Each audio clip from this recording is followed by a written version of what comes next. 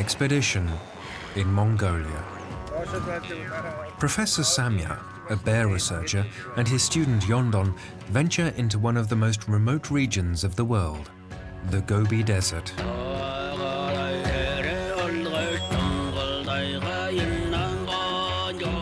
A world that's breathtakingly beautiful, yet extremely hostile.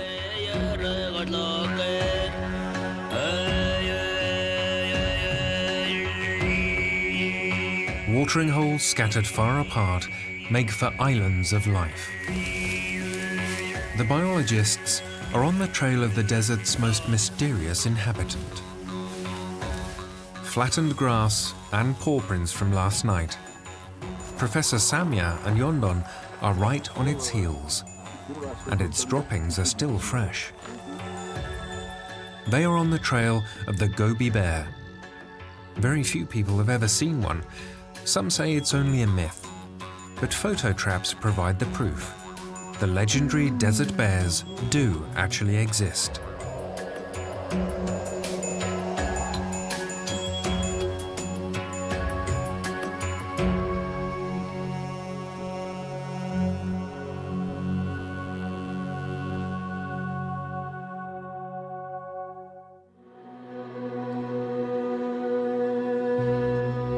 Ulaanbaatar, the capital of Mongolia. An up-and-coming metropolis in the steppe. The expedition starts out from the National University. At the age of 62, Professor Samya could already have gone into retirement. For the Gobi bear, however, he's glad to stick around for another couple of years. Yondon is close to getting her master's degree in biology. Ever since she saw the first pictures of the bear from the photo trap, she's been quite enthusiastic in her support for Professor Samya. For the Mongolians, the Gobi bear is something that's very special, one of the last great wild animals of the desert, and it can only be found here. It's kind of a national symbol. That's why we're calling for the protection of the Gobi bear, to make sure it doesn't die out.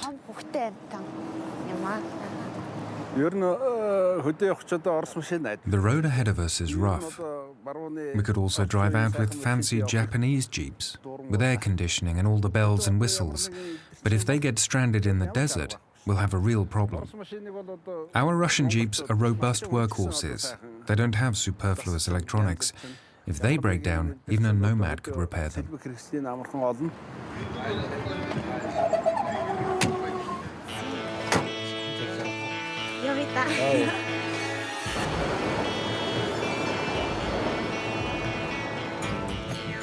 Before them lies a distance of a good 1,200 kilometers. There's only asphalt on the roads for the first day.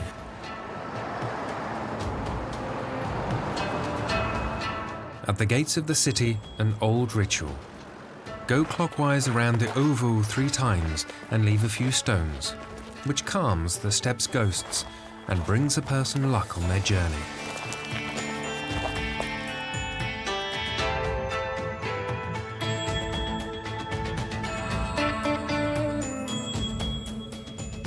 We continue through the steppe, home of the nomads. The traditional way of life of the herdsmen, going from pasture to pasture with their herds of sheep and goats, still exists here, even though most Mongolians now live in cities and settlements.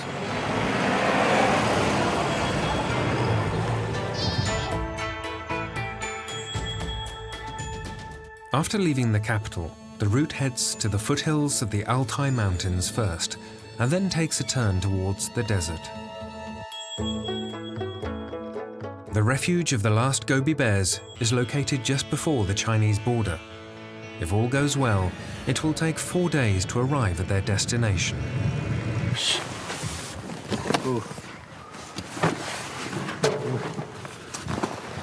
Everyone has a tent. There's a gas cooker for noodle soup and a satellite telephone for emergencies. That's the extent of the luxuries. But there's still a program for the evening. Up in the region of the bears, a doctoral student has been monitoring a dozen photo traps for several weeks, and the first snapshots have arrived.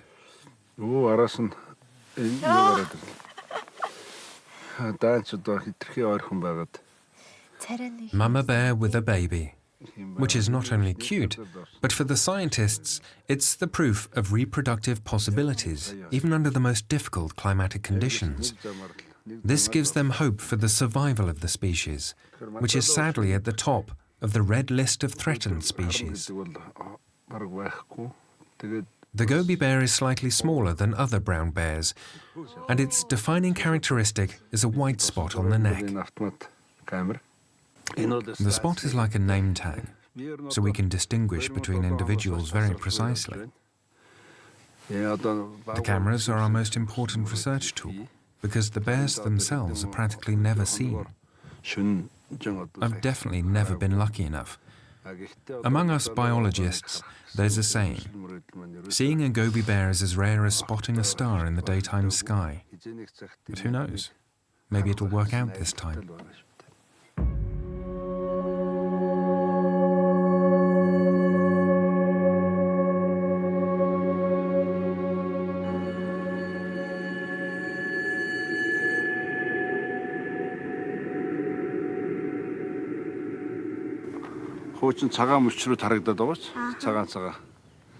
The next morning, Professor Samya has discovered a nest in the rock face. Monk vultures have settled here. They'll use it as a starting point for hunting trips and a breeding grounds for their offspring.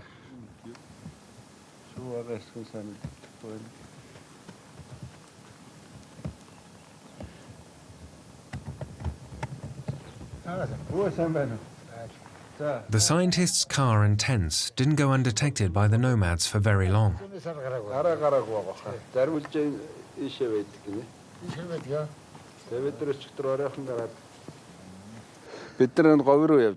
We're researchers on our way to the desert. We're looking for Gobi bears. Bears usually live in greener areas, but there are also a few individuals in the desert. What are they like? Have you ever seen one? A Gobi bear? No. I just saw a photo on television. I'm not surprised. They are very rare. Our rarest animal in Mongolia, but they do exist, and we're trying to photograph and film them so we can learn more about them.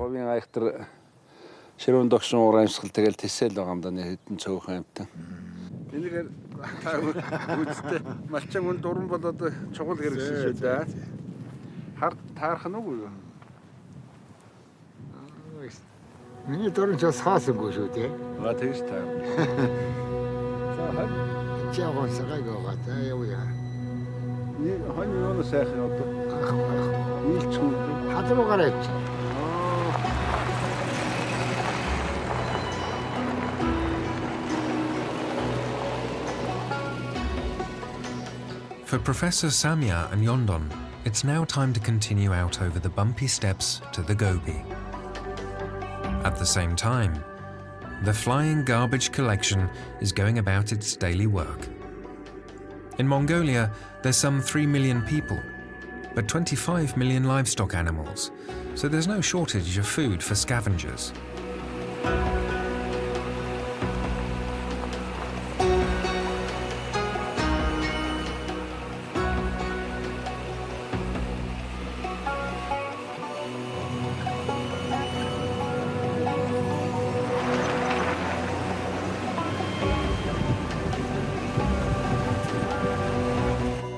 Three days later, the expedition reaches the desert.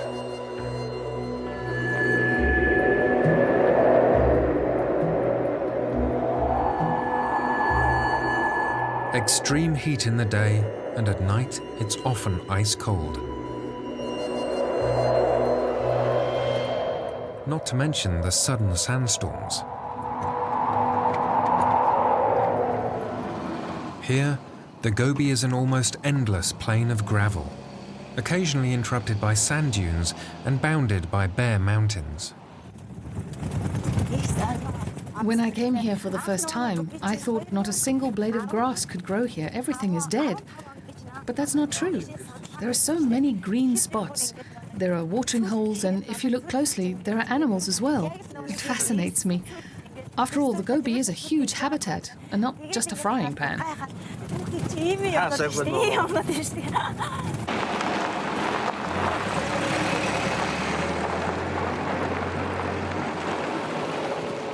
They are now at the edge of the Great Gobi, a strictly protected area. The entire region is considered to be a gathering point for rare species.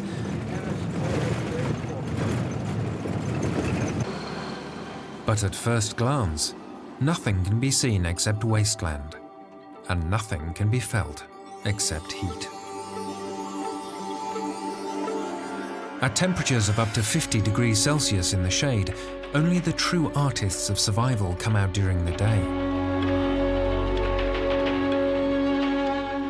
With well-insulated footpads and sufficient fat reserves, the rare wild camels are on the move.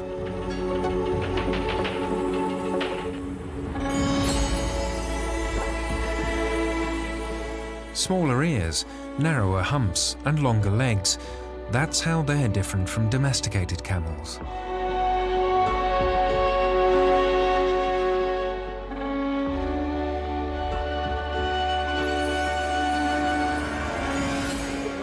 But in the fight for water, the wild animals of the Gobi have rivals.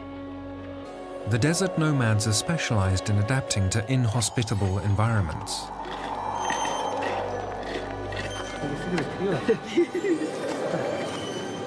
It's a life of hardship and deprivation. Many nomads have long since left the desert and are trying their luck in Ulaanbaatar. Those who stay in the Gobi preserve the traditions. The frequent change of pastures determines the rhythm of their lives. Just as it was centuries ago, the yurt is their mobile home today, with integrated air conditioning.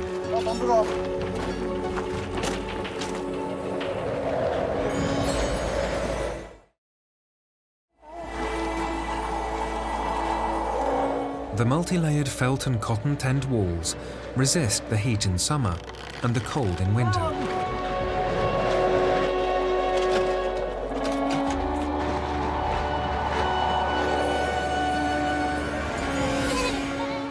In search of the latest green patches, the nomads move with their animals from watering hole to watering hole. But springs that are occupied by sheep or goats cannot be used by wild animals. A fatal, cutthroat competition.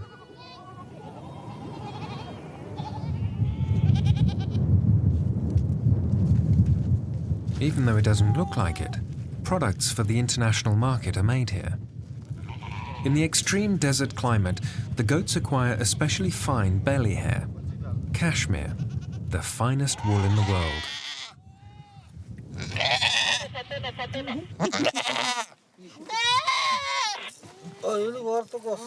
Sug Dalai is a goat herd, like his father and his grandfather before him. Now in spring, it's time to comb out the fluff.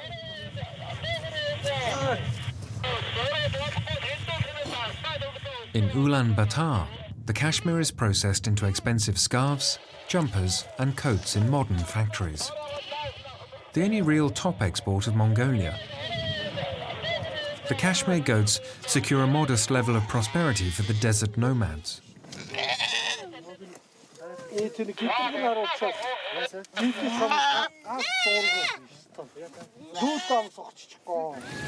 It's butchering day in Sug Dalai's family. The goats have nothing to fear. As wool suppliers, they're too valuable for the cooking pot. A fat-tailed sheep is slaughtered, according to the old Mongolian method. The animal is cut through the throat with bare hands. This is archaic, but not brutal. A quick death and a relatively non-violent slaughtering method.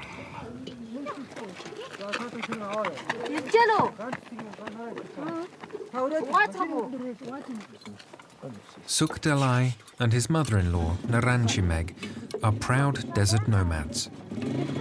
Tales of the Gobi bears are part of their everyday life in the yurt.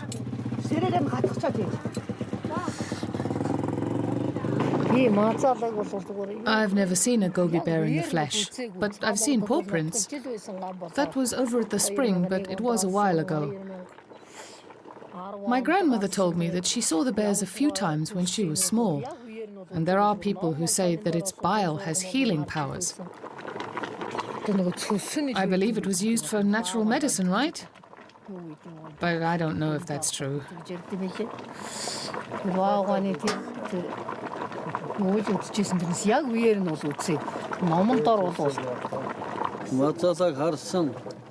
The Gobi bear. Yep, that's a bit of a thing. I saw one once.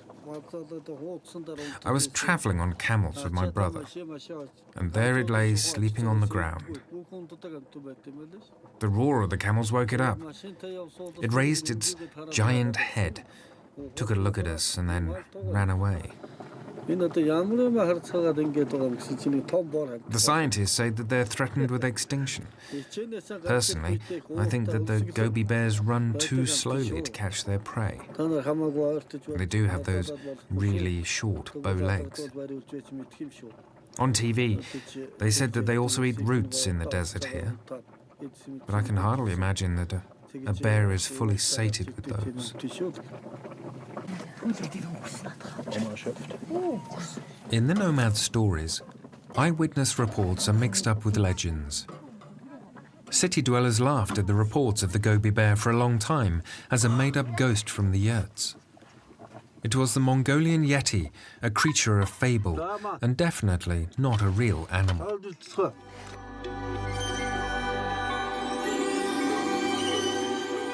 Then, in 2001, German conservationist Franz Welleck lifted the veil of mystery. His recordings on film were the first proof that there really are bears living in the desert. Russian botanists had already reported on a Gobi bear at the end of the 19th century. At that time, however, there was a theory that it could be a bear that ran away from a Chinese circus. Or maybe it was a yeti, a creature of fable between a human and an animal.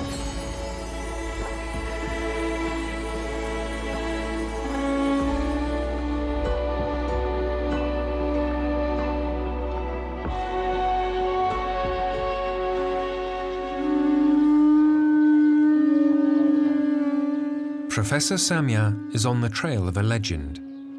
In the Gandan monastery, even as a rational scientist who grew up under socialism, he respects the Buddhist traditions.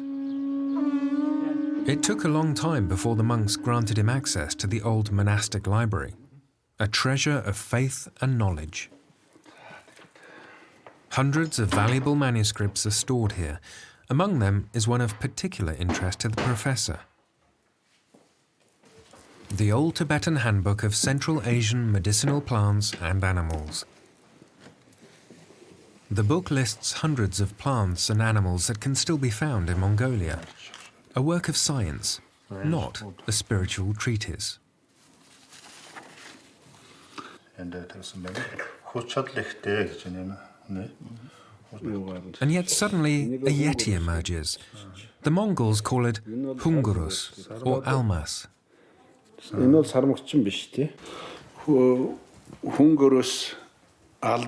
Hungurus, almas, or Gobi bear.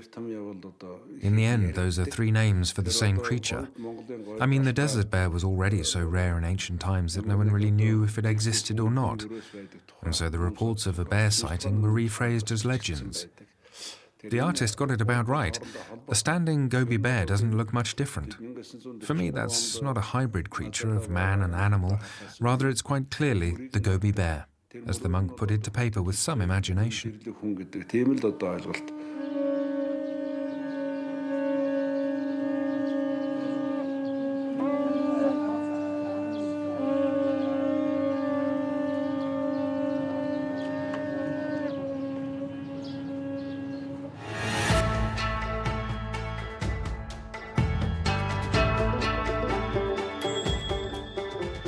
The expedition is nearing the finish line. Arrival in the Tsagan Bogd Gobi Mountains, home of the last Gobi bears.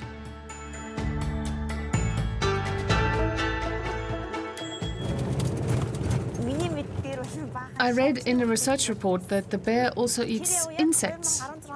Is that right? Yes, cicadas. But are there any of those here? The professor responds with proof in the form of a folk song. Through the golden mountains of the Gobi sounds the chirping of the cicada. So the bears have plenty of insects to eat.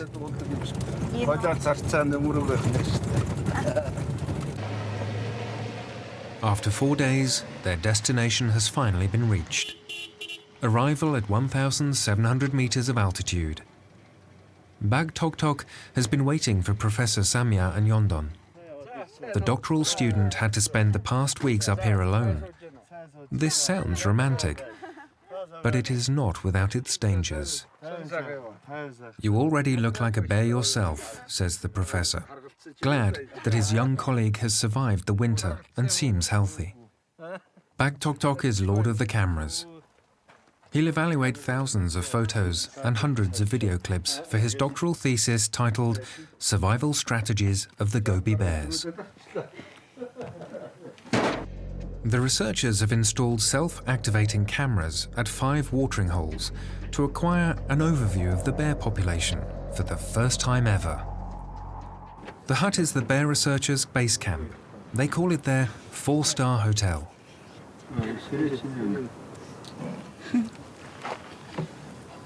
The cameras get the majority of their work done at night, for at night, the Gobi is alive. When the temperatures drop to a tolerable level, the animals venture to the watering holes. A kulan. Decades ago, huge herds of wild donkeys roamed through Central Asia. Today, they are a rarity.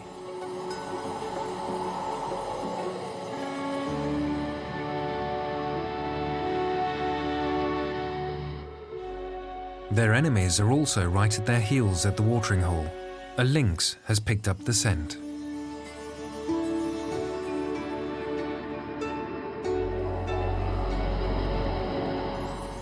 And then the king of the desert animals appears, the Gobi bear. An adolescent male on the prowl, one of the last of its kind.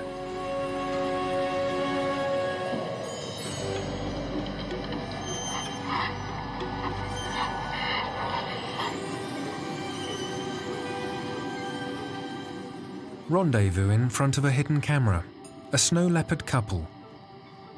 Endangered because of their skins, which are traded for large sums of money on the black market.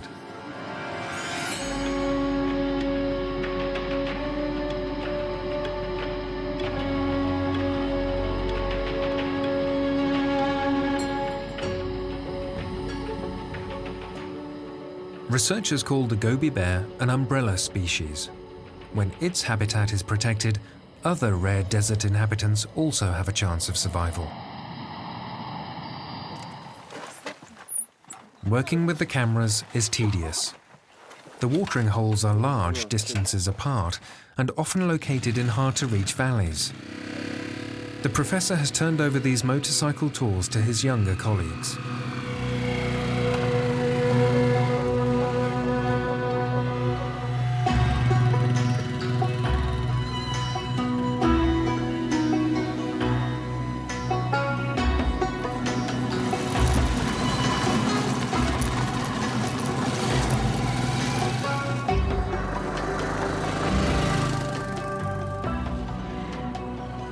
Bag Tok Tok has a practiced eye.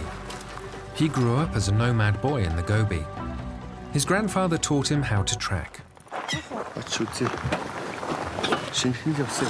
That looks interesting. Look over there. Down there. What have you found? Are those Gobi bear tracks? No, they're too small. They're wild sheep tracks. The tops point west. They were definitely on their way to the watering hole behind the next hill. We have camera recordings from last winter. There was real traffic there, ibexes and wild sheep with many younglings.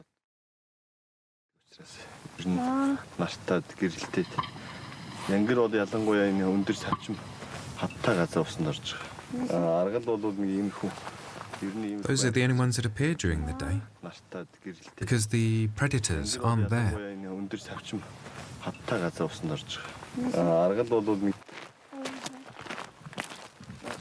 And then, a first sign of bear activity.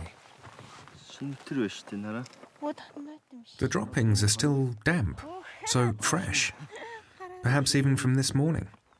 But we definitely know now that the bear was here. What do we do if it's still here somewhere? Then we have a problem, but that's very unlikely during the day. Look over here. Okay, down there. Bear tracks are coming down from here, you see. They're as big as a small human hand. I think the print is from the back paw. The track is well preserved. It's no older than a couple of hours, and it's deep, so maybe a 100-kilo male on its way to the watering hole? Actually, Gobi bears are not aggressive, but we should be careful. In the spring, when they're with their cubs, we shouldn't risk anything.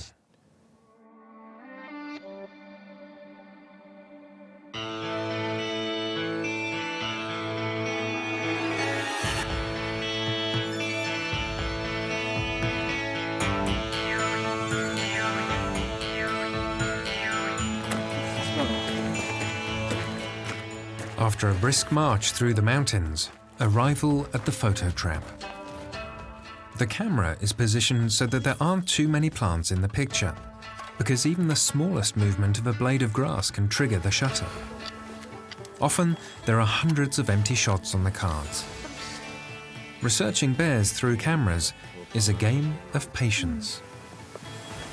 Oh,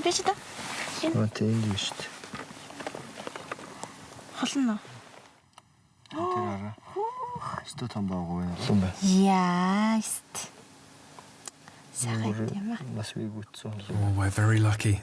There really is one here, maybe two. This looks like a fully grown male, well fed.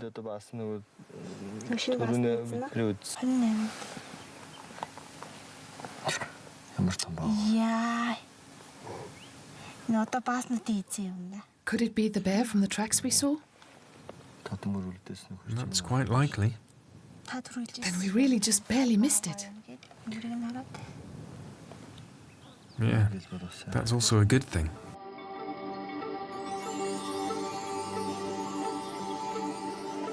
The recordings are invaluable for the researchers.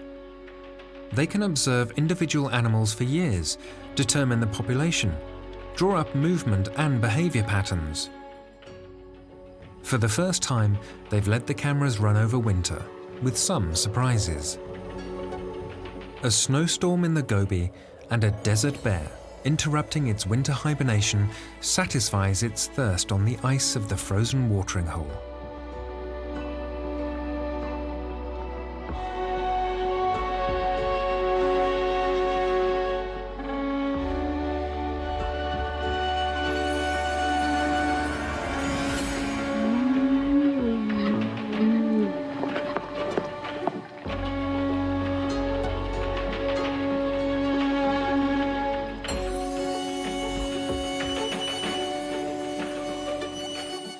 Laboratory analyses of the dung have shown that the Gobi bear is almost a vegetarian. It feeds mostly on berries and dug-up roots. But the Gobi's sparse vegetation can only feed a very small population.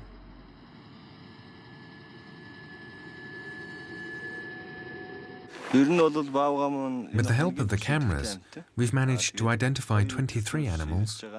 Maybe there are a few more that haven't wandered into our camera traps yet, but we don't know for sure.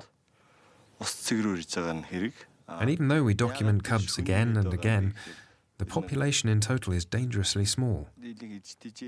There are also indications that the bears sometimes cross over the border into China, but no one knows if there are really more of them in the Chinese part of the Gobi. Maybe in the end, only professional breeding programs like those for the panda bear will help save the Gobi bear. But that's controversial. One thing is clear, however, we're running out of time. The fact that we have bears in the camera traps on our first day is a great stroke of luck. After all, the Gobi bear is one of the rarest animals in the world. It's simply brilliant.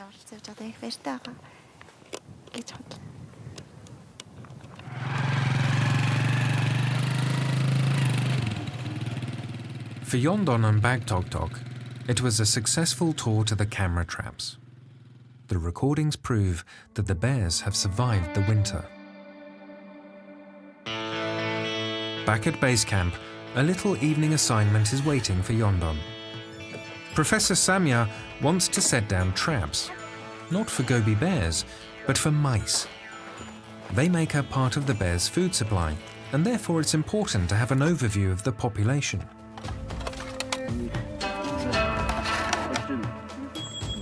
The mice are lured with some dry food, and so they can find the traps again tomorrow, they are placed at a distance of exactly 10 steps.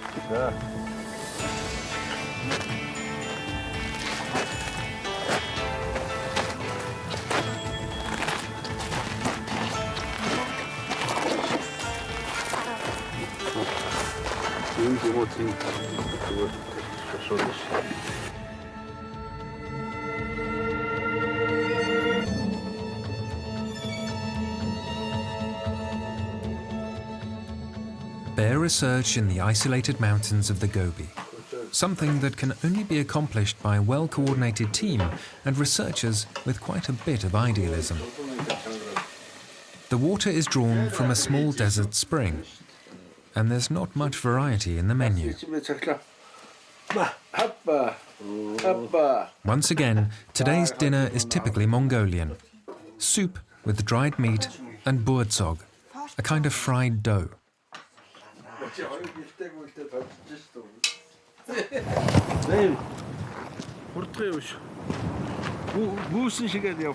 The next morning we check out the mouse traps. The fact that bears catch rodents may sound surprising, but the Gobi bear has a simple survival strategy. It eats whatever it can find. And desert mice are an important source of fat and energy in their largely vegetarian diet. A yellow-tailed Mongolian gerbil, a typical domestic animal that shows up in children's rooms around Europe. The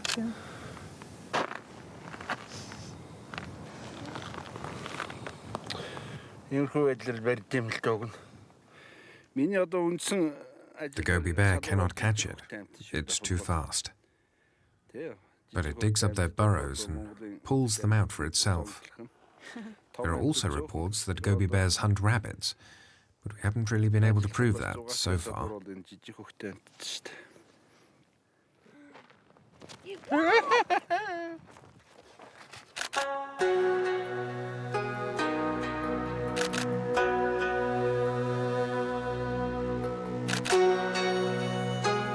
Searching for food and water is the main daily occupation for the Gobi bear and poses a real challenge.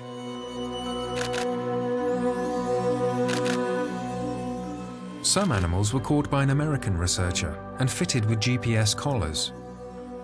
This allowed them to find out that the Gobi bear travels huge distances at night, searching for food and water.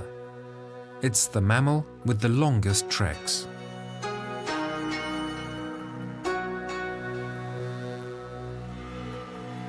And that means only in a large protected area, and only if the sensitive ecosystem of the Gobi remains free of human influence, does the bear still have a chance of survival.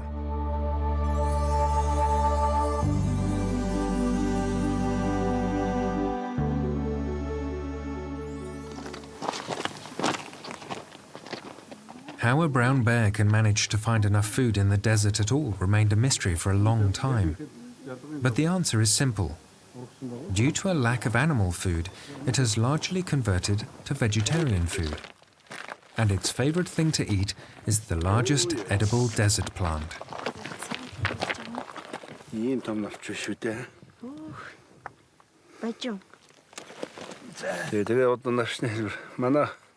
This is wild rhubarb, The leaves are so large that the few drops of rain can flow to the root, which reaches deep into the earth. A perfectly constructed desert plant. Does the bear just eat the leaves or the flowers as well? Neither. It digs a hole and pulls the root out of the ground. It's the particularly nutritious part of the plant. This is a very cumbersome way of feeding, but it's also very effective. We have done many fecal analyses and can safely say rhubarb is the favorite food of the Gobi bear. It lived here 1,000 years ago when the area was still a humid savanna. We say it's a relic from that time. And it has adapted itself perfectly to the changes in its environment. It's slightly smaller and lighter, but also more resilient than other brown bears. But we cannot say what will happen if climate change continues so rapidly. The lack of water has intensified over the past few years. Many springs in the Gobi have dried up. But the direct influences of man are even more threatening.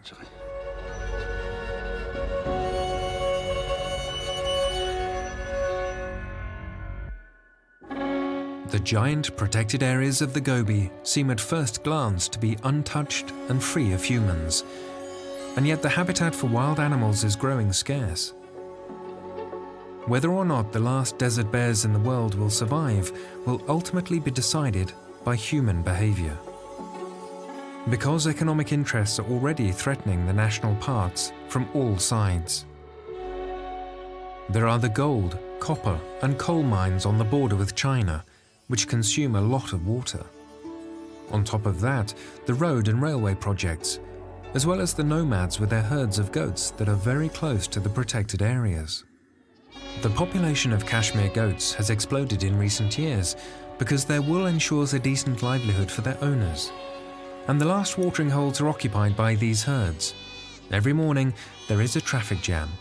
Zukdalai is only allowed to go with his goats to the sparse watering hole for 15 minutes every day.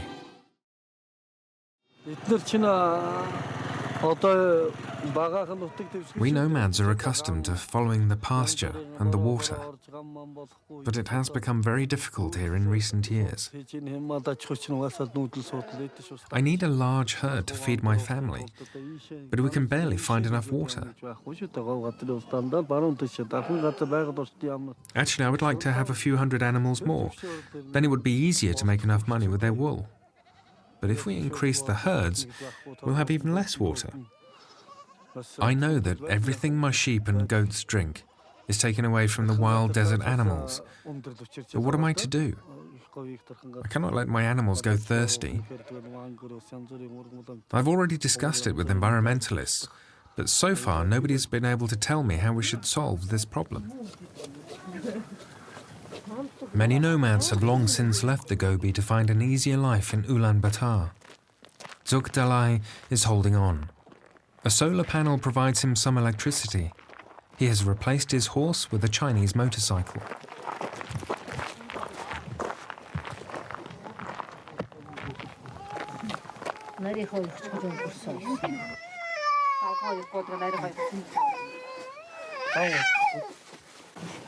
The family is sticking together across generations.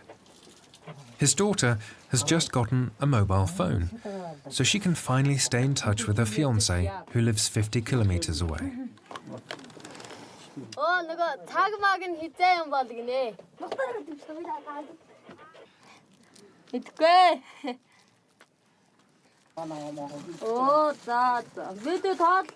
No one can predict how long the traditional nomadic life will hold out. The Mongolian state has tried to bring some kinds of progress to the cattle herders to stop migration out of the desert.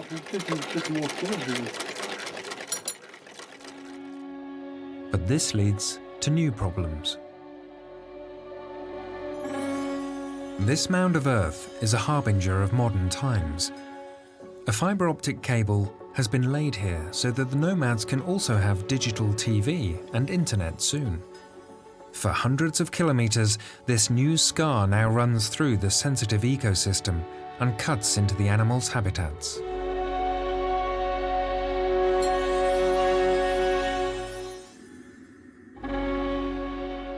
Kulan researchers have found that wild donkeys are extremely sensitive to any disturbance of their walking routes.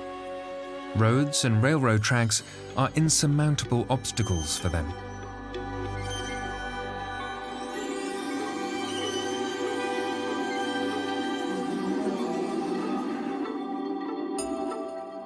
The last outpost of humans in the Gobi is the Shinshinst settlement. There's a warehouse for cashmere wool here and a boarding school. Most nomad children live here for several months a year and only spend the summer with their families in the yurts.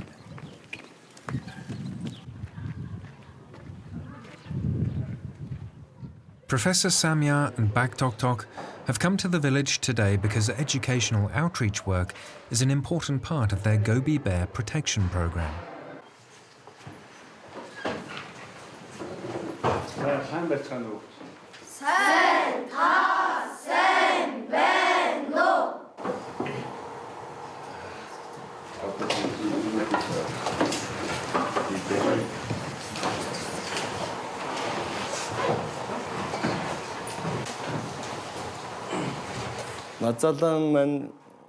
You've probably never seen a bear before, but I'm going to show you some today. They're really heavy. They weigh up to 120 kilos. First, do you know where the bears live? With us. Yes, exactly. They spend the winter in caves. The babies are born at the end of March, and after a few weeks, the mum and her child go out together. Mother bear is very careful with her cubs, just like your mothers take care of you. Do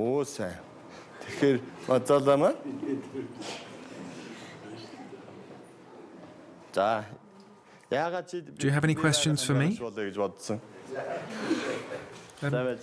Teacher, how old can a Gobi bear get?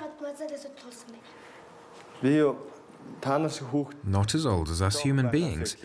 It lives only about 20 years. It has a hard life in the desert and hardly anything to eat. There are very few left, so we have to protect and love the Gobi bears. Teacher, how big does a bear grow? As big as us humans, at least when a male stands up. Colleagues of mine have measured some Gobi bears.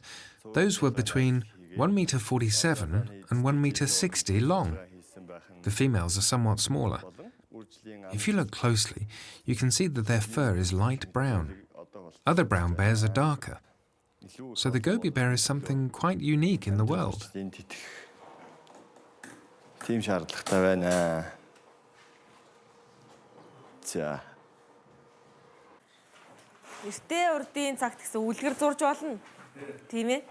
And then there's a drawing contest. The assignment: draw the Gobi bears and what threatens them. The children already know a lot about the bear, and also that poachers lie in wait for it.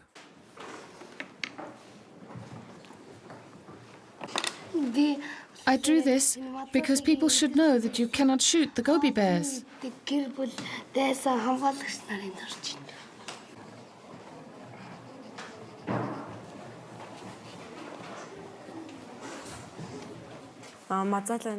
This is not about the Gobi bears, it's about the children learning to value nature. So many young people have moved from the country to the city. I believe that only when the children realize that they have the chance to live in a unique and beautiful environment, and that that is quite valuable, will we have a chance to preserve the traditional nomadic life.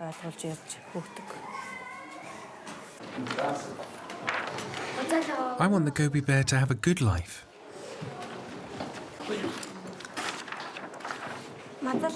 I want it to always find enough to eat. The Gobi bear family should multiply.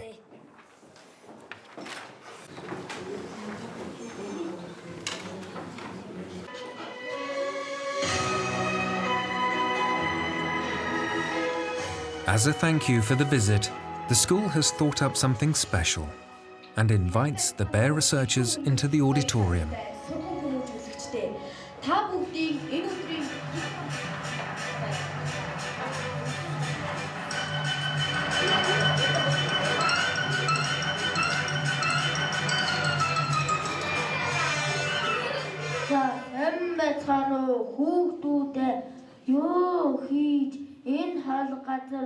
A puppet play with a message.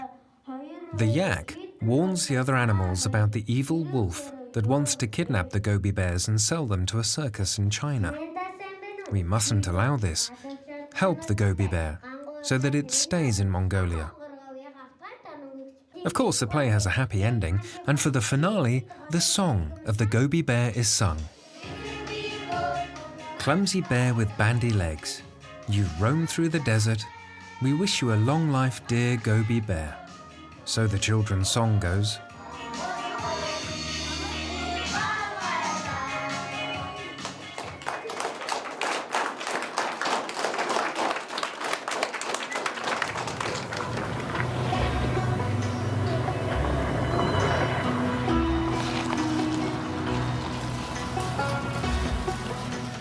It's the final day of the expedition. Professor Samya and Yondon make an attempt to get even closer to the Gobi bears.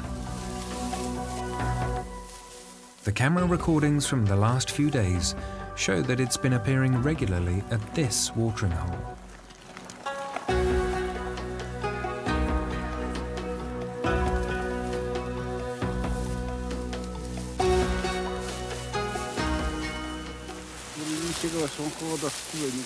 The flattened grass shows where it laid down. A path also leads from the mountains down here. This seems to be one of its favorite places. There's water, insects, and it's shady. And we know that it's hibernated here before.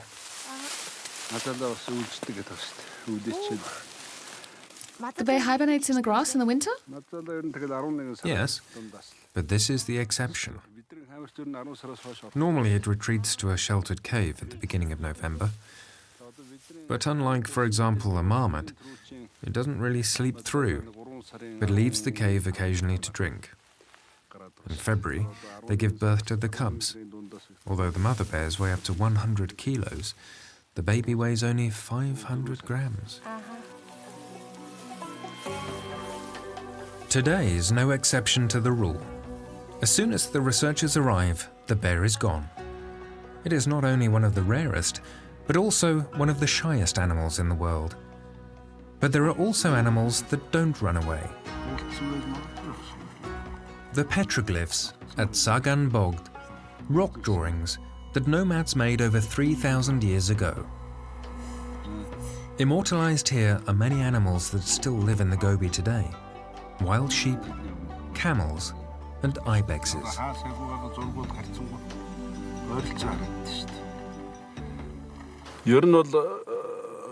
This is a wonderful historical document, a mirror of that time. The drawings tell us that humans lived as hunters in the Gobi back then, and that there was a rich variety of animals. Only one animal is missing. That is the Gobi bear. Apparently, it was already so shy back then that humans didn't get to see it. One can say it's remained true to itself. It was already rare at that time, and it is even rarer today.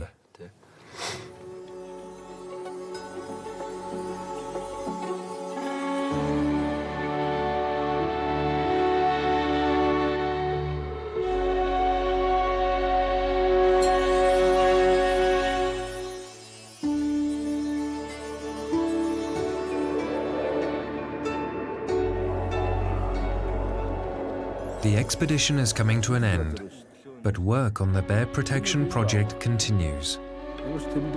When they are back in Ulaanbaatar, Professor Samya, Baktoktok, and Yondon will evaluate the recordings from the camera traps.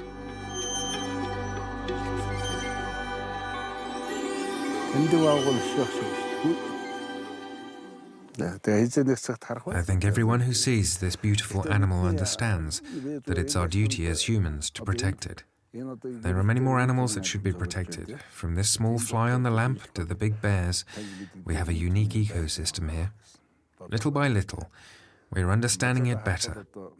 For this, the expedition was important. Even though I still haven't seen the Gobi bear in person yet, But who knows? Maybe it will reveal itself one day. I'm not giving up that easily. The Gobi bear is endangered, but I truly hope it's not too late to save it. This expedition was incredibly exciting for me, and I'll definitely continue to support the professor in his research when we're back at the university.